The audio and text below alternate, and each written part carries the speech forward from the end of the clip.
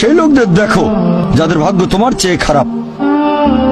সেই সব লোককে দেখো না যারা তোমার চেয়ে বেশি ভাগ্যবান। তা না হলে তোমরা আল্লাহ তাআলাকে স্মরণ করায় অবহেলা করতে পারো, তা না হলে প্রতিপালকের প্রতি অকৃতজ্ঞ হয়ে যেতে পারো। তাহলে নবী বলেছেন তাদেরকে দেখো যাদের ভাগ্য খারাপ। তখন আপনি বলছেন আচ্ছা, এই লোকটার তো কোনো গাড়ি নেই, আমার একটা মারুতি অন্তত আছে। তাকে দেখবেন না যারা সে মার্সিডিজ। ও আমার মার্সিডিজ নেই কেন? ওই লোকের গাড়ি নেই, আমার তো একটা আছে। আপনি আল্লাহকে ধন্যবাদ জানাবেন যখন মার্সিডিজ গাড়ির মালিকের সাথে নিজেকে তুলনা করবেন। ও আমার কেন মার্সিডিজ গাড়ি দিলেন না? তাদেরকে দেখবেন যাদের ভাগ্য খারাপ। তাহলে আপনি আল্লাহ সুবহানাহু ওয়া তাআলাকে স্মরণ করছেন।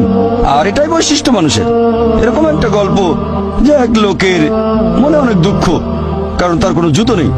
তারপরে সে একটা লোককে দেখলো যার একটা পাই নেই।